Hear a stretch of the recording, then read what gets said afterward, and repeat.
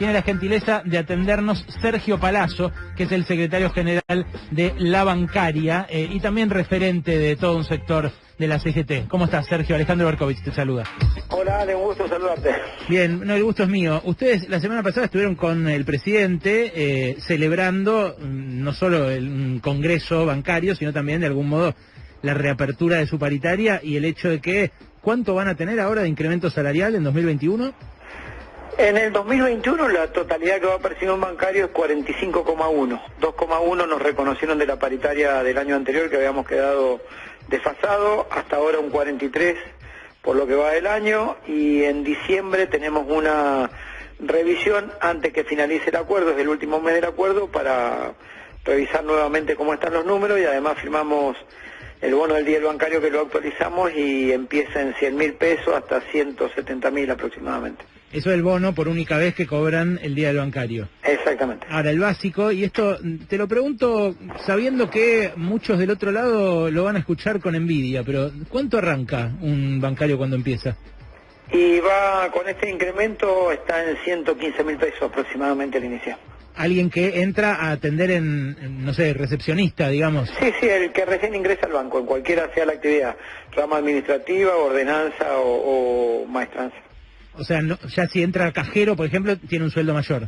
Claro, ya tiene falla de caja, con lo cual se le incrementa. Por supuesto que es un adicional sujeto a riesgo, y como tal, si no tiene falla, lo percibe, y si tiene fallas, se le computa desde ese adicional, se le descuenta. ¿Cuánto gana un oficial de cuentas, por ejemplo, el que está en los cubículos, que te ofrece el paquete, que te sigue si te Generalmente depende de la jerarquía, son auxiliares algunos de ellos. Nosotros tenemos una tabla por antigüedad que va incrementando el sueldo por años de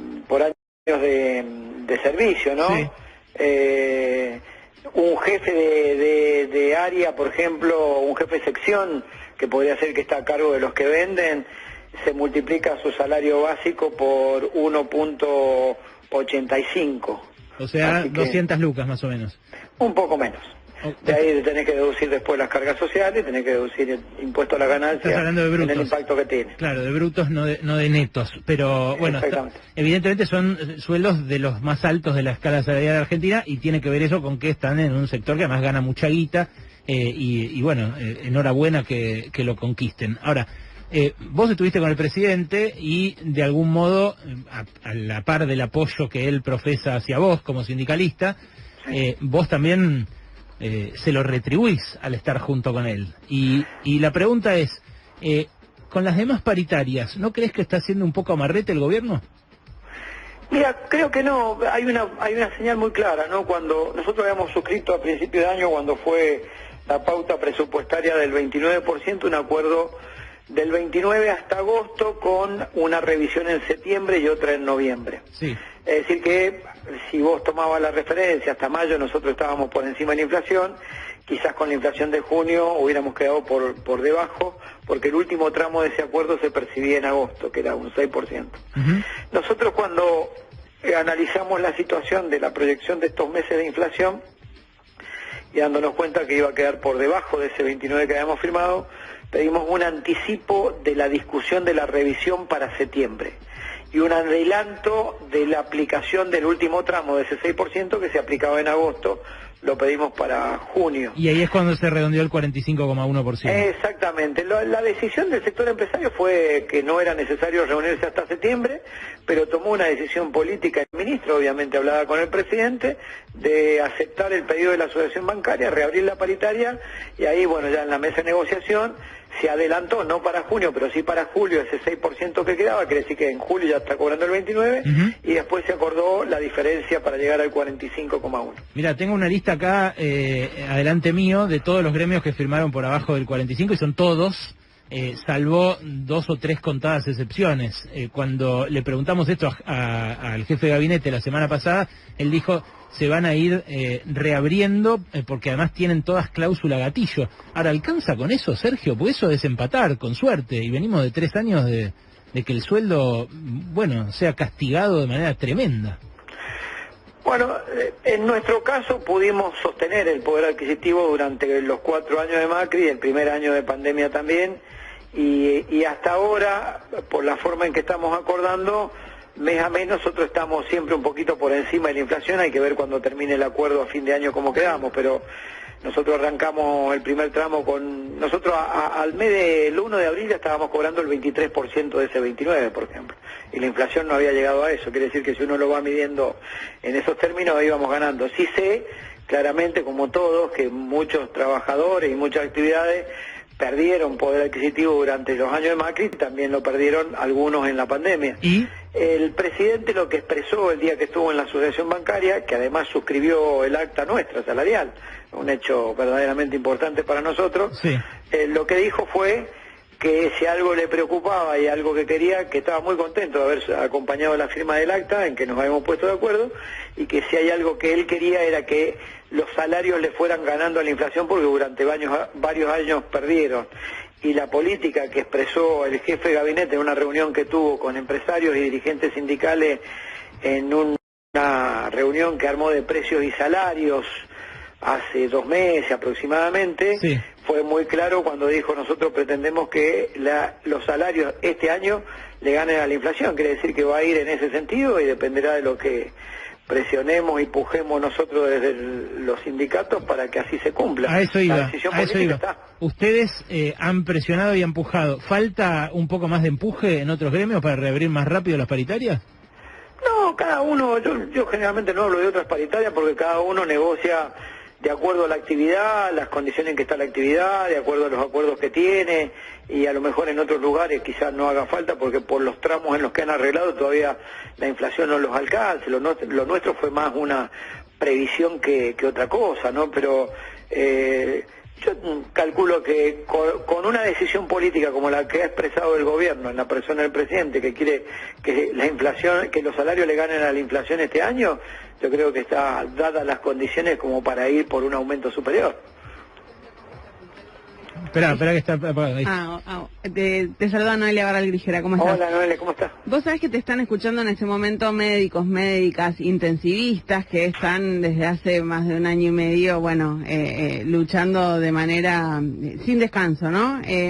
Y una de ellas me dice, preguntarle qué opina de un médico que arranca en 50.000 pesos por 50 horas semanales con 8 guardias por mes. Que obviamente debería tener un salario mayor. Yo creo que hay que mirar la canasta familiar y a partir de ahí los salarios tienen que cubrir como mínimo la canasta familiar que prevé la vida digna de cualquier ciudadano. Esa es mi opinión. Ese es el médico. ¿Y el enfermero que gana menos todavía y que arriesgó la vida hace 1 año y medio? Sigo opinando lo mismo, es decir, cualquier salario que haya en la Argentina tiene que estar por encima de la canasta familiar. Bueno, ahora entonces llegamos a la discusión. El jefe del Sindicato de Sanidad es el de la CGT y tiene a su cargo que el personal de la salud esté ganando estos sueldos de miseria que recién te contaba Noé. ¿No hay inacción ahí, Sergio?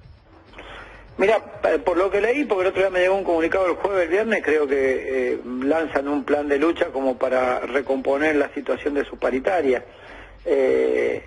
La actividad en la que se desenvuelven es una actividad sobre la que tendrá que opinar él. Muchas de las clínicas muchas veces están atadas a pagos que no le efectúan inclusive de distintos lugares, no tienen una regularidad de pago como puede tener. Es decir, para mí la discusión no es que se me hace más fácil, pero sí tengo una discusión distinta porque pertenezco a una actividad que genera constantemente ganancias. Pero no usted, sé cómo será la situación en las clínicas. Esa distinción la hice apenas te empecé a entrevistar porque es cierto que eso es una ventaja para ustedes. Ahora, vos también encabezás un sector de la CGT, un sector del movimiento obrero, que en su momento parecía ser más enérgico en los planteos respecto de la conducción. ¿No hace falta, insisto, otra conducción de la CGT para que se exprese, como se expresan las presiones de empresarios en el gobierno, el punto de vista de los trabajadores? Nosotros lo sostuvimos desde siempre que la CGT necesita un proceso de unidad con un programa, y en ese programa tiene que estar claramente definida la situación no solo salarial, sino de todas las actividades. Creo, y por eso no integramos desde la Corriente Federal en su momento el Consejo Directivo de la CGT, precisamente porque teníamos esa diferencia. Esperemos que ahora que se levanten las restricciones para hacer asamblea y congreso se pueda definir una nueva CGT donde estén todos los sectores integrados. Creo que en la unidad de todos y en la variedad de la discusión se puede alcanzar precisamente ese objetivo que vos planteás. Si seguimos desunidos, difícil va a ser representar acabadamente a los trabajadores en los intereses que nos confieren, ¿no? Estamos hablando con Sergio Palazzo, el secretario general de la bancaria. Un par de preguntitas más, Sergio. El caso de Mercado Libre, y puntualmente en lo que te concierne a vos, Mercado Pago, suele ser motivo de debates por encuadramiento sindical. Ellos todavía tienen parte de su personal que, bueno, trabaja en la pata fintech y no está encuadrado como bancarios, ¿verdad? Sí, pero más allá del encuadramiento sindical, que es lógico y es razonable que nosotros desde nuestra organización lo planteemos, nosotros lo que planteamos concretamente es que actúan como banco y tienen que estar alcanzados por las regulaciones del Banco Central. Es una empresa que toma dinero público, ahorro público y lo presta. Eso está prohibido por la ley y tiene que ser un banco, eso lo tenemos claro, en principio porque es una competencia desleal con quienes generan trabajo para trabajadores bancarios.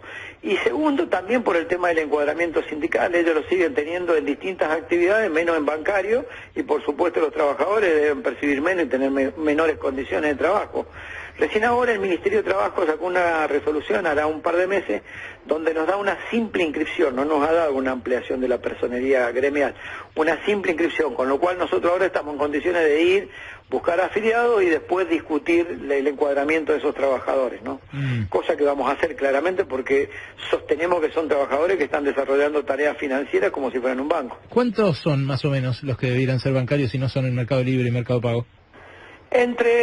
Por lo que tenía entendido hasta el año pasado, porque no tenés mucha información tampoco, porque es un mundo donde no sabés, te los ponen a todos como desarrolladores tecnológicos y vos vas a mirar y seguramente están vendiendo créditos o están haciendo operaciones financieras, pero en un principio alcanzaban a 1.500 trabajadores aproximadamente. Entiendo.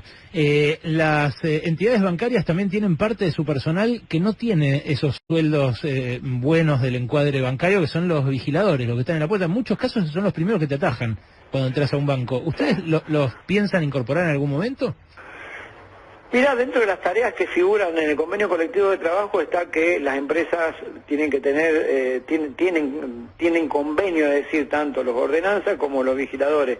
Nosotros lo venimos reclamando, la banca pública por lo general tiene vigiladores que son propios y también contrata Policía Federal, y los bancos privados no. Nosotros hemos seguido y seguiremos reclamando que esos trabajadores estén encuadrados, y si los toman de una agencia de seguridad, que le paguen el sueldo de bancario como tercerizado, pero como sueldo de bancario, como cuando contratan para una campaña, por ejemplo, de tarjeta o algo, que los tienen que contratar bajo convenio bancario, aunque sean tercerizados.